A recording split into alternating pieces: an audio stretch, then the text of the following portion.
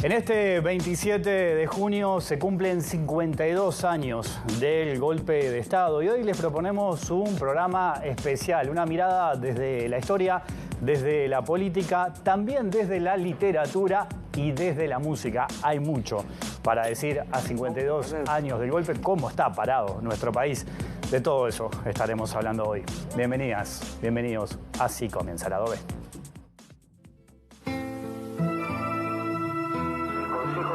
Tendrá como cometido fundamental el de proyectar las reformas necesarias de la Constitución de la República y que serán, en definitiva, sometidas a plebiscito que exprese el juicio de la ciudadanía. Son estas medidas absolutamente excepcionales y ello es así porque así lo imponen circunstancias también absolutamente excepcionales. A través de este mensaje quiero expresar al pueblo uruguayo claramente el alcance y los propósitos que me llevan a dar paso tan trascendente y sobre todo transmitir al pueblo uruguayo la confianza y la seguridad de que estas medidas no son tomadas en agravio a las instituciones, sino que por el contrario lo son en defensa de las instituciones, constituyen una reafirmación de institucionalidad.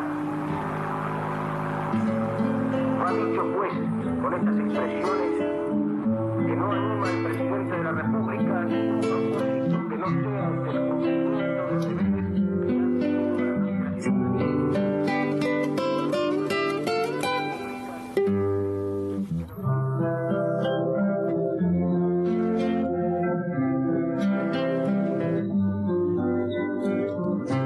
especial esta noche en vivo aquí en la pantalla de TV Ciudad en este 27 de junio a 52 años del golpe de Estado.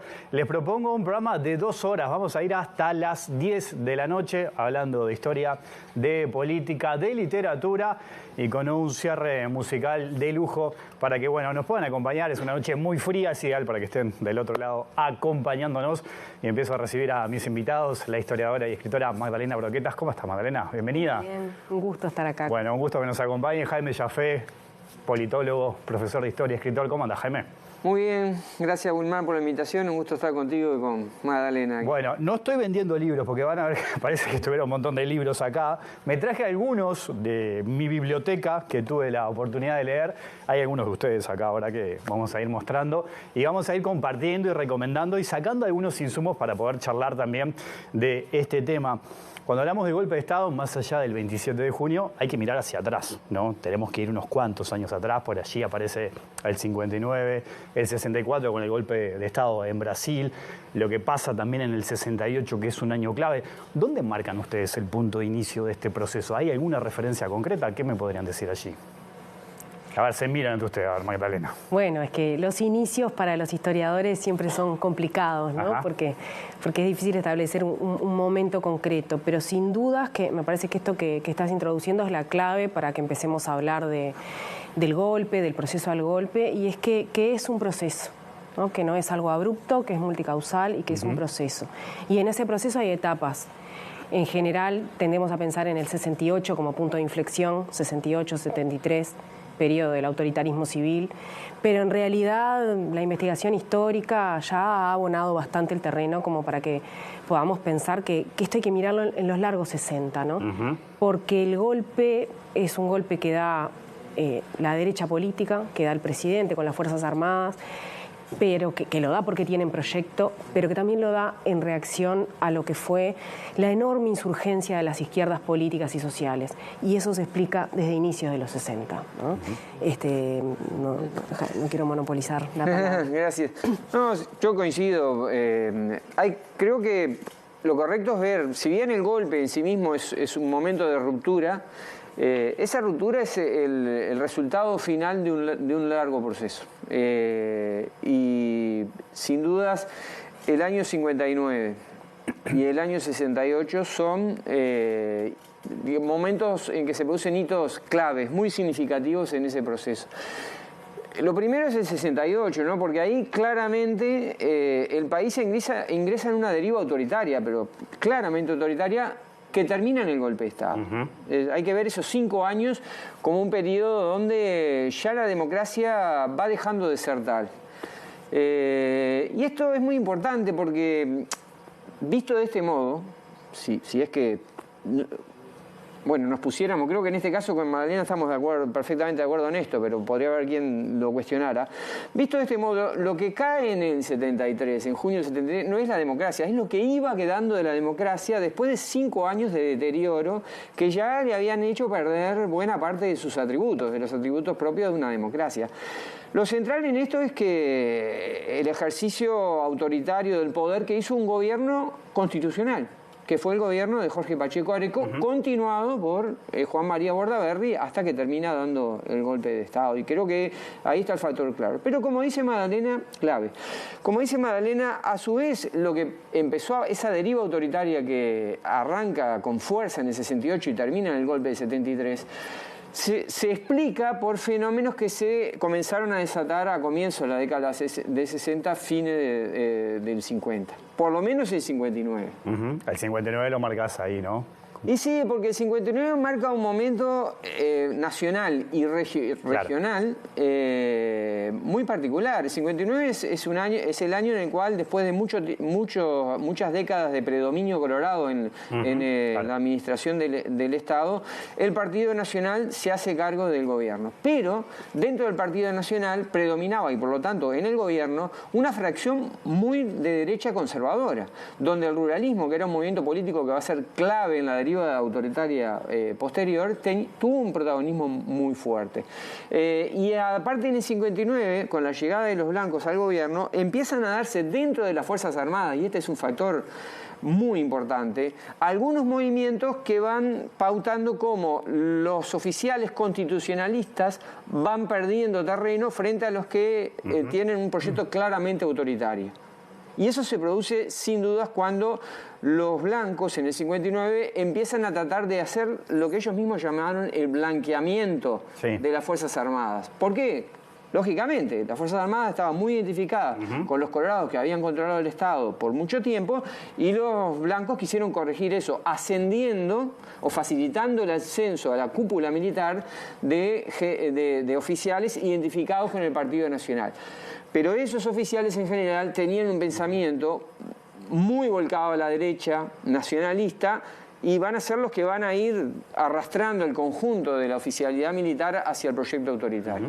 Sí, yo agregaría, si vamos a mirar a la mirada larga, ¿no?, a estos tempranos 60, a todo esto que subrayó de manera muy pertinente Jaime, agregaría un par de factores, ¿no? En general pensamos, bueno, 59, la Revolución Cubana.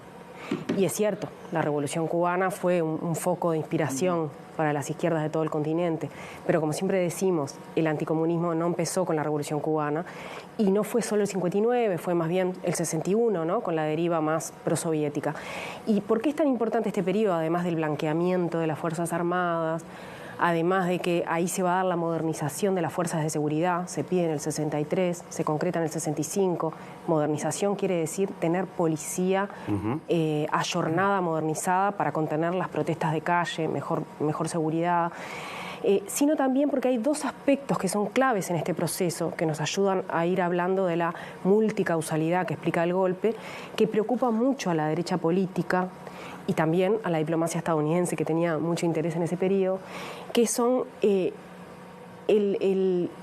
todo el ambiente estudiantil de la universidad, pero sobre todo de secundaria también, y el mundo del trabajo, ¿no? Pensemos que estos son los años de consolidación de la CNT, 64-66, ¿no?, de un sindicalismo fuerte, cuantitativamente importante, que es capaz de paralizar el país.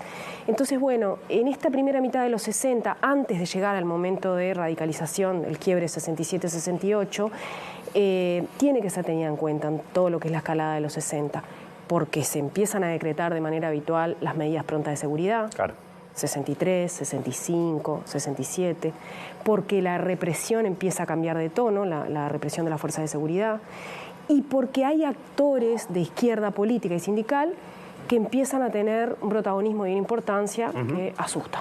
Hablábamos del 68, ¿no?, un año clave. Yo allí quiero recomendar 2 libros que tuve la oportunidad de leer. Uno del profe Carlos de Masi, este que estamos viendo acá, 68, el año que vivimos en peligro. Y después uno de Vania Marcarián, ¿no? El 68 uruguayo, que acá también pone el foco en los movimientos estudiantiles. Y allí Vania sobrevuela el concepto de una cosa era ser estudiante hasta el 68 y después otra cosa distinta fue ser estudiantes después del 68. Lo de los movimientos estudiantiles que mencionabas allí al pasar, Magdalena, también fue clave en todo este tema. Ahora, en este proceso, ¿no?, que estamos hablando, ¿qué pasa con las Fuerzas Armadas hasta llegar al 73, ¿no? Si tomamos como punto de partida lo que fueron los 60, el inicio de los 60, ¿cómo lo ven? ¿Cómo lo analizan, por ejemplo? Bueno, yo creo que ahí hay dos fenómenos, uno interno y otro, uno que tiene que ver con la interna de las Fuerzas Armadas, con lo que está pasando adentro de las Fuerzas Armadas, de la oficialidad, y otro que tiene que ver con el papel político o el papel de las Fuerzas Armadas en el sistema político. En cuanto a... Empecemos por esto segundo. Las Fuerzas Armadas van a ganar un protagonismo creciente, una creciente capacidad de intervenir en el proceso político. Y en esto, por cierto, jugó un papel muy importante, que no hay que olvidar, la irrupción en Uruguay de un movimiento armado de izquierda, el Movimiento de Liberación Nacional, que creó, digamos, en la élite política tradicional digamos, el ambiente para darle a los militares una intervención que en otro contexto muy difícilmente hubieran tenido. Digamos que la lucha antisubversiva se volvió la vía, digamos, una de las dos vías más directas para que los políticos le atribuyeran a las Fuerzas Armadas un papel destacado en la preservación del orden interno. Antes de esto, ya le venían dando un papel importante en el enfrentamiento al movimiento sindical. ¿Por qué? Porque las militarizaciones de funcionarios, sobre todo funcionarios públicos, aunque en algún caso, por ejemplo el de la banca, se extendió a funcionarios o a trabajadores, a sectores de la economía privada.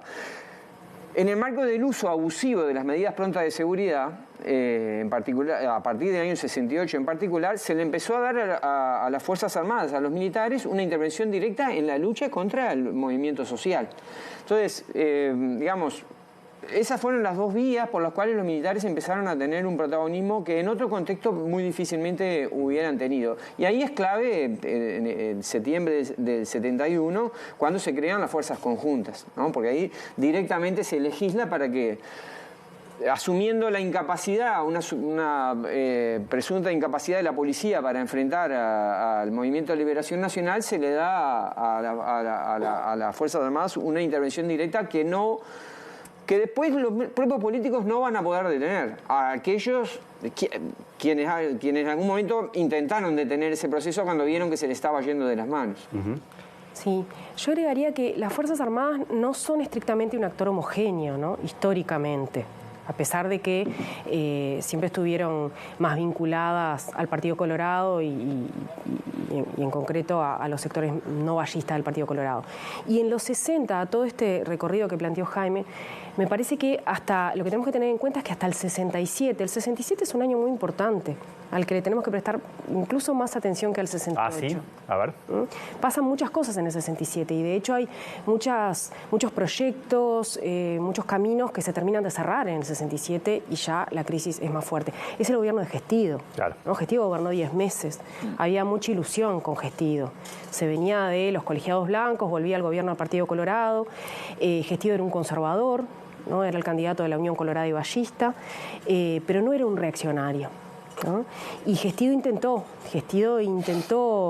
una vía desarrollista e intentó con el ejército incluso desarticular un poco este blanqueamiento que se había producido en las Fuerzas Armadas, en donde lo primero que hace Gestido cuando asume, saca a Aguerrondo, militar, católico, anticomunista de la región militar más importante, que es la región militar número 1, y ¿a quién pone? A Sereñi, ¿no?, que era un constitucionalista, alguien de su confianza. Es decir, hay un intento ahí por tener una oficialidad constitucionalista. Y es muy sintomático como hacia final del 67, ¿no? Gestido muere de golpe el 6 de diciembre del 67, y Y hacia el final del 67 hay una pugna muy fuerte entre los sectores de las Fuerzas Armadas, los constitucionalistas y los que después van a ser los golpistas, en donde todavía se ve que los golpistas no tienen tanta fuerza, ¿no? Quieren hacer un homenaje a la lucha de los militares contra la subversión en América Latina, un contrahomenaje a lo que había sido el homenaje por la muerte del Che Guevara. Y si miramos ese momento y luego vamos al 68 y a la manera en que el ejército se involucra, como decía Jaime, en las militarizaciones, en la represión del movimiento obrero, en la represión del movimiento sindical, en cómo, bueno, es muy difícil permanecer ya durante el pachequismo en otro lugar dentro del ejército. Bueno, principio del 69, los sectores constitucionalistas, Sereñi, Licandro, muchos oficiales de mando medio, se retiran del ejército. Entonces, ya hacia el 70 ese ejército empieza a estar más unánimemente escorado hacia los sectores más reaccionarios. Después todo lo que pasa en el 71 y en el 72, bueno, es harina de otro costal, sobre todo el 72, ¿no? Que supongo que vamos un poquito más adelante, entonces no quiero spoilear. No, pero vayamos ahí, porque también hay diferencias, ¿no? Pensando en ese rumbo, si era que había un rumbo o había discrepancias sobre hacia dónde debería ir. Hay algo que quiero subrayar. A ver. Este ejército, al igual que los ejércitos latinoamericanos contemporáneos, es un ejército que empieza a incorporar de manera muy clara la doctrina de la seguridad nacional. ¿No? No quiere decir que todos sus miembros o que todos los altos mandos, hablé de Sereñi, de Licandro, tuvieran esa idea, no. Pero sí es un ejército en donde empieza a ganar terreno la idea de que hay un enemigo que es interno, de que las fronteras son ideológicas, ¿no? Sí, y de que las Fuerzas Armadas son la única institución capaz de enfrentar ese enemigo interno, dada la incapacidad de la élite política civil, que es una idea, digamos, que le atribuye a las Fuerzas Armadas un rol mesiánico del cual sus oficiales conductores se van autoconvenciendo. Y este tema también nos abre la puerta para hablar del papel de Estados Unidos en todo esto, ¿no? Porque la doctrina de la seguridad nacional no fue algo que los militares uruguayos, argentinos o brasileros simplemente se enteraron por ahí y la incorporaron, sino que fue sistemáticamente introducida en el pensamiento militar latinoamericano a través de los múltiples cursos que el gobierno de Estados Unidos ofrecía desde principios de los años 50, en el marco de la Guerra Fría, a la oficialidad militar de todos los países latinoamericanos.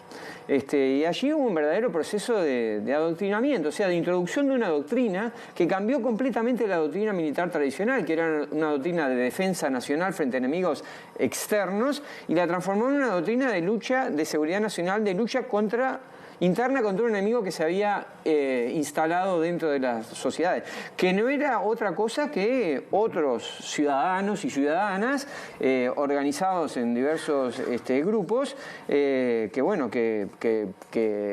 tenían programas y demandas que fueron visualizados como parte de una conjura comunista internacional. Ahora, ya que mencionas eso, ¿no? Queda claro que Estados Unidos es un actor relevante en todo esto. Aprovecho también y muestro este libro que tiene como coordinadores a Gerardo Caetano, a quien le mandamos un abrazo, y a Magdalena.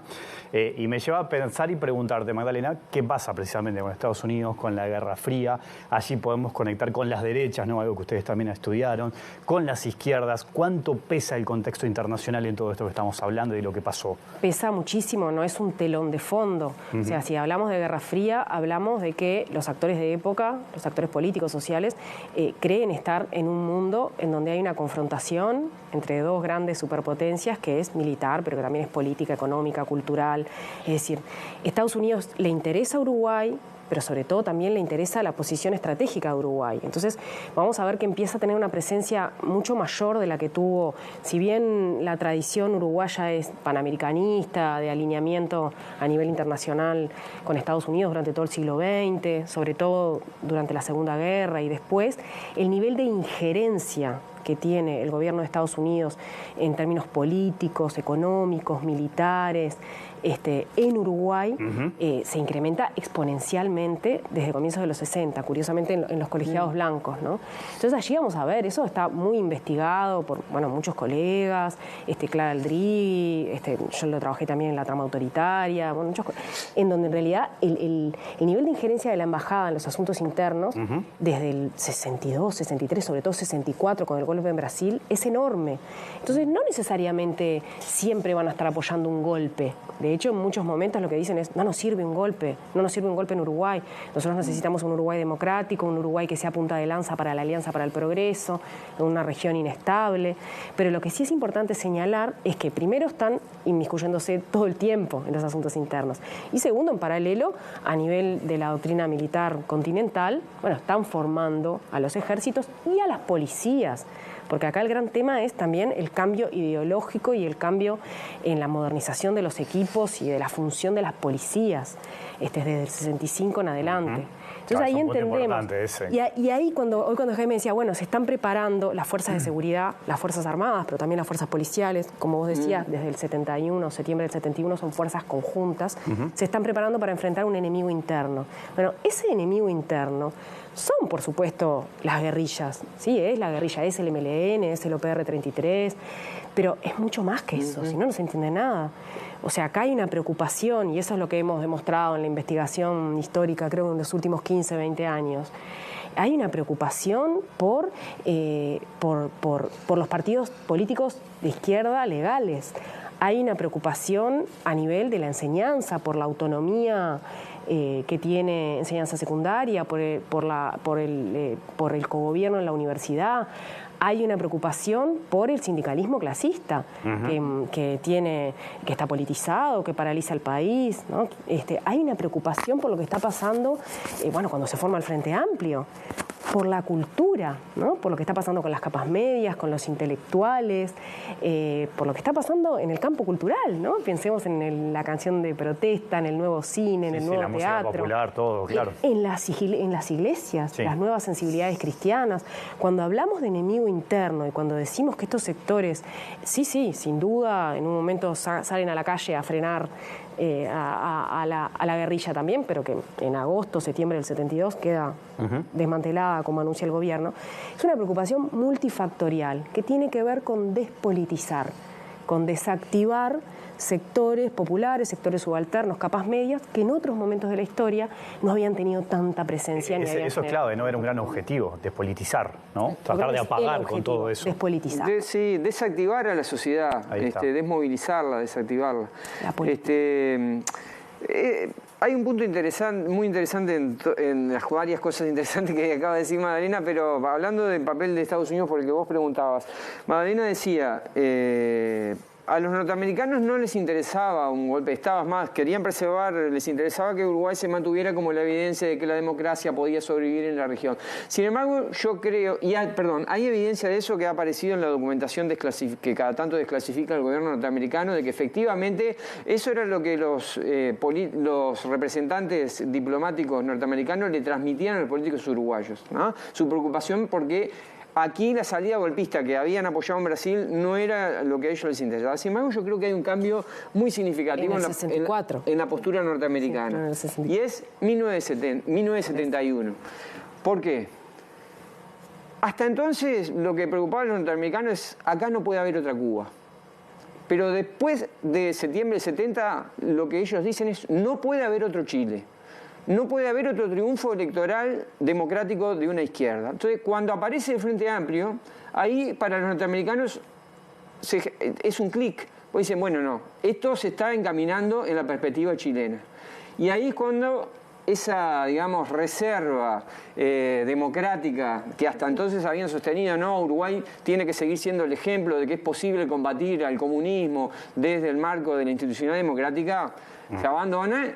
Y 2 años después los norteamericanos no solo no censurarán el golpe de Estado, sino que seguirán reconociendo al gobierno de Bordaberry como el gobierno legítimo del Uruguay aún después del golpe y apoyarán a la dictadura como lo hicieron con todas las otras dictaduras, salvo el breve periodo del gobierno de Jimmy Carter entre el 76 y el 80, que dadas sus preocupaciones por las violaciones a los derechos humanos, de alguna manera limitó ese apoyo. Pero eso antes y después de Jimmy Carter, la postura norteamericana fue de pleno apoyo a los regímenes autoritarios. Y no, bien que lo agregaste porque no completé la cronología. Yo lo que decía es que hay una mirada muy pragmática, o sea, que a veces quieren un golpe, a veces no quieren un golpe, ¿no? Entonces hay que hablar, y el no, que no haya un nuevo Chile. Es más, cuando el golpe de febrero del 73, porque el golpe tiene etapas y en febrero es la primera etapa del golpe, lo celebran y dicen, la diplomacia norteamericana dicen, bueno, por fin se ha dado un golpe en Uruguay. Y dicen, un golpe soft a la uruguaya. Claro. ¿No? Que finalmente instaurará el cogobierno cívico-militar que va a tomar las decisiones impopulares que hay que tomar.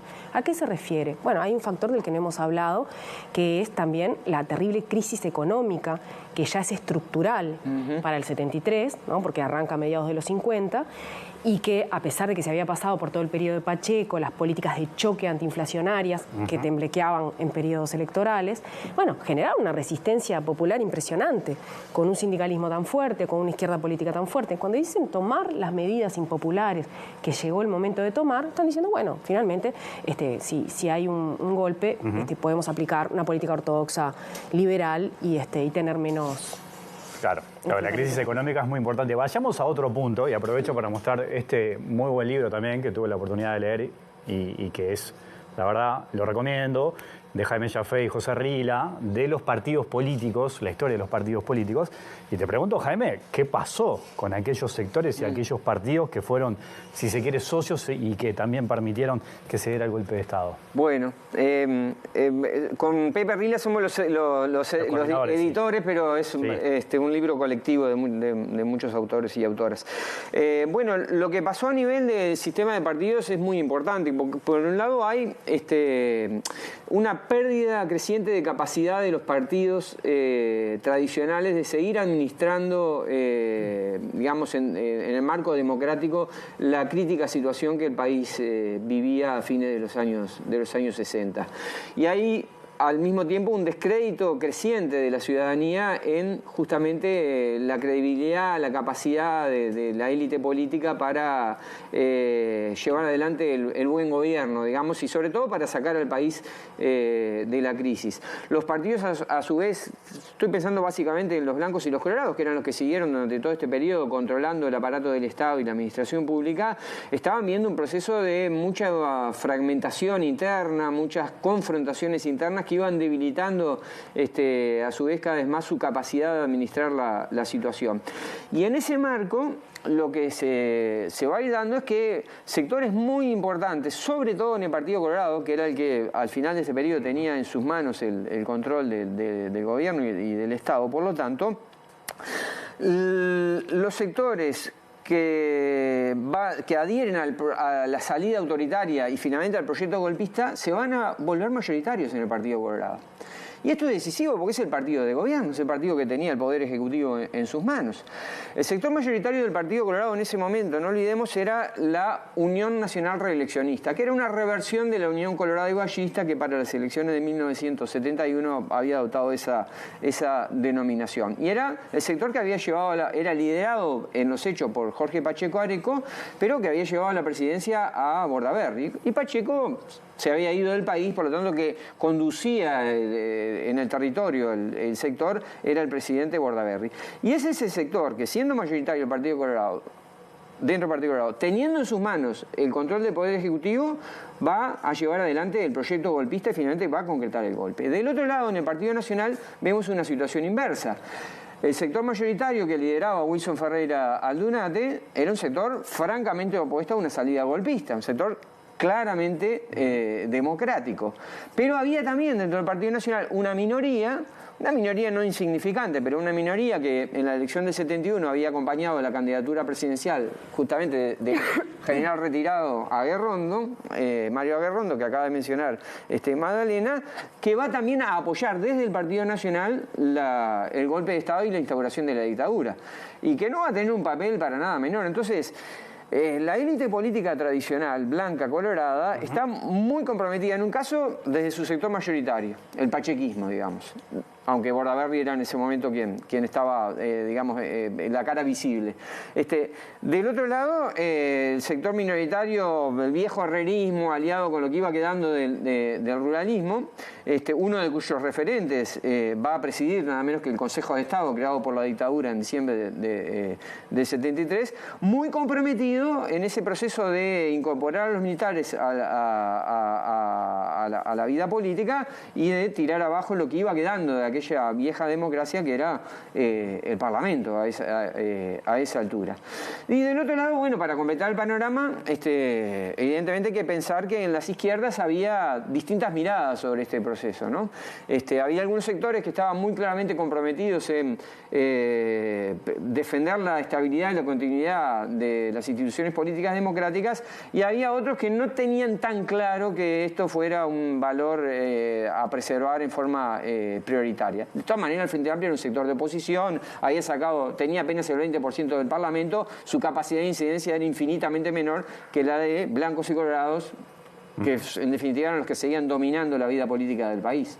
Hemos hablado mucho de los sindicatos, de la huelga general, pero yo no escuché mucho, de hecho busqué en la prensa de la época y no había mucho, qué pensaban las cámaras empresariales, por ejemplo, de esto, ¿no? Más allá de que obviamente podían llegar a tener una opinión. ¿Ustedes llegaron a alguna conclusión de eso? ¿Qué era lo que estaba pasando en ese momento?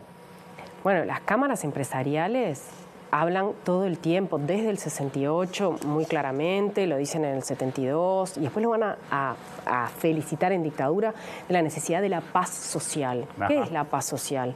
Es justamente poder contener a la CNT, ¿no? Cuando en el 68, cuando se decretan las medidas prontas de seguridad de junio, que no se entiende mucho por qué se decretan, porque la movilización ya había cesado, y el 1 de julio queda claro, o sea, porque Pacheco lo que va a hacer es decretar la congelación de precios y salarios, que es congelación de salarios, porque en realidad es congelación de salarios porque los precios ya habían subido. Bueno, van casi todas las cámaras empresariales a saludarlo y a ofrecerle su apoyo. En todo el proceso 68-71, bueno, la Cámara de Comercio, la Cámara de Industria, en realidad lo que buscan es que se mantenga la política antiinflacionaria y que se mantengan las medidas de excepción, medidas prontas de seguridad, impedimento de huelga hacia los sindicatos. Y me parece que, y en el 72, con Bordaberry pasa lo mismo, pero la espiral inflacionaria se ha vuelto a disparar y es claro que no está funcionando, ¿no? No en vano, el momento del golpe, ¿no? 27 de junio del 73, hay una ley que no se termina de votar, pero que es una ley que está desde marzo del 73, ya hay COSENA, ya hay Consejo de Seguridad Nacional, se dice que ya pasó por el COSENA, que va a entrar, que la llaman popularmente ley sindical. Esa ley es una ley de reglamentación sindical, es una ley para impedir la reglamentación libre, para impedir la agremiación libre, para impedir que el voto sea abierto, que no sea secreto y obligatorio, para impedir la huelga. Es decir, las cámaras están sufriendo la espiral de inflación, están procurando que el gobierno se alinee con soluciones liberales, ¿no?, más ortodoxas. Y los sindicatos son un actor muy politizado que, bueno, no van a evitar que caiga el costo de la crisis sobre los trabajadores y sobre los sectores de ingresos fijos. Entonces me parece que incorporar el interés corporativo, ¿no?, Cámara de Comercio, Cámara de Industria, la Asociación de Bancos, ¿no?, pensemos en el papel que tienen los bancarios en el periodo, es también clave para entender todos los intereses que hay, que no son solo los de la derecha política o solo los de las Fuerzas Armadas o solo los del gobierno de Estados Unidos. Me parece que esta pregunta que colocás es clave. Creo que hemos empezado a ponerlo sobre la mesa en los estudios sobre liberalismo económico. Está el trabajo de Matías Rodríguez Metral sobre el giro liberal de la 15, ¿no?, que era muy agudo en ese sentido. En mi último libro, Ganar la Guerra, le dedico un capítulo especial a la cuestión antisindical y a la cuestión de las cámaras empresariales, pero es algo que tenemos que estudiar mucho más. Me parece que tocaste dos temas claves, porque la historiografía uruguaya, en lo que tiene que ver con Fuerzas Armadas y en lo que tiene que ver con asociaciones gremiales, empresariales y patronales, creo que tiene un debe para este periodo, ¿no?, que son cosas que tenemos que estudiar mucho más. A veces se discute y se rediscuten las mismas cosas, claro, y estos dos factores que me parece que tocaste de manera muy precisa son claves para entender por qué la solución del golpe. Te lo pregunto porque era algo que me preguntaba yo hace un tiempo y lo tengo pendiente ese libro. Tenés Te dije que no lo leí. Amor propio herido. No, perdón, prometo que estamos acá. Hay algunos acá, no traje todo, pero ese lo tengo pendiente, perdón. Para ir cerrando, Jaime, ¿qué pasa con la sociedad? Una vez lo escuché a Sosnávar hablar digamos, de la poca aprobación que tenía el sistema político o que la gente quizás no confiaba mucho, ¿no?, en los partidos en ese momento. ¿Qué nos puedes decir allí? Bueno, digamos, la sociedad es compleja, hay diversidad de intereses y también de actitudes frente a los fenómenos políticos. Hay una parte de la sociedad que estaba altamente movilizada, organizada en sindicatos, en gremios estudiantiles, que claramente mayoritariamente se activa y se moviliza en contra del golpe de Estado e intenta hasta donde es posible, respaldando la huelga general que decretó la CNT, desactivar el golpe, cosa que finalmente no prospera. Y hay una gran mayoría social que no está organizada, que no está movilizada, que no está vinculada a esas organizaciones que activan la movilización social opositora, y que además por eso mismo nos es muy difícil conocer digamos, hacer una evaluación de qué era lo que pensaba la gente sobre el golpe de Estado. Vos citabas a Sosnávar, capaz que por lo mismo que voy a decir ahora. En aquella época no había estudios de opinión pública tan sistemáticos como los que hay ahora. Pero estaba la empresa Gallup, que hizo un relevamiento que Ignacio Sosnávar incluyó en un libro que publicó, una historia de la opinión pública en Uruguay, que publicó en el año 2019, que mostraba... Hay que ver que Valiés tiene esta encuesta y en ese contexto, pero lo que mostraba era que había una baja preocupación de los ciudadanos que integraban la muestra que Gallup había relevado por la continuidad de la democracia, una muy mala opinión sobre la élite política civil y una opinión bastante favorable sobre la honestidad y la capacidad de los militares para sacar adelante al país y superar los problemas que tenían. Si esto fuera cierto, y yo realmente creo que no tenemos elementos suficientes para decir que esa encuesta realmente refleja el estado de la opinión pública, pero es lo único que tenemos en términos de registros de la opinión pública tal cual se llevan adelante hoy en día. Si eso fuera cierto, podría explicarnos por qué hubo, después de que fracasa la huelga general, por qué la dictadura logró un consenso social tan importante que se expresó, por ejemplo, en el plebiscito del 80, en que más del 40% de la población votó a favor del proyecto de reforma constitucional. Sí, yo me voy a permitir agregar dos cositas. En relación a Gallup, yo realmente tomo siempre con pinzas, ¿no? Haces bien.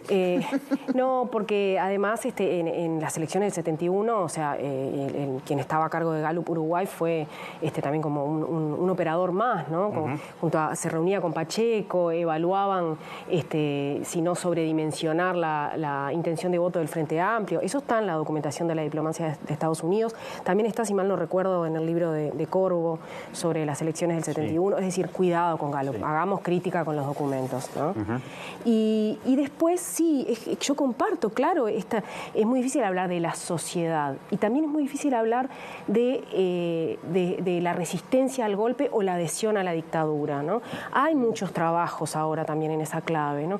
Javier Correa ha trabajado, lo hizo para la dictadura en Durazno, ahora está trabajando en Colonia y utiliza una expresión que a mí me parece muy adecuada, que es decir, bueno, pensemos en una amplia gama de actitudes sociales de lo que puede expresar la sociedad organizada en una dictadura, ¿no? Algunas eran de simplemente seguir viviendo, otras eran realmente de alguna acción opositora, otros eran de adhesión, pero es difícil. El dato del plebiscito es importante. Y otros de complicidad. Ahora, los vecinos que denunciaban. Me parece que no podríamos dejar de decir que de todas maneras, porque no pasó en otros golpes, digamos, porque estamos cerrando, que no pasó en otros golpes vecinos, en otras dictaduras vecinas, los 15 días de huelga general. Claro. ¿No? Con una adhesión, si bien nosotros intentamos siempre no solo ver la dimensión épica, sino estudiarla históricamente. Bueno, 15 días de huelga general con ocupación de los lugares de trabajo, 27 de junio, con un frío como el de hoy,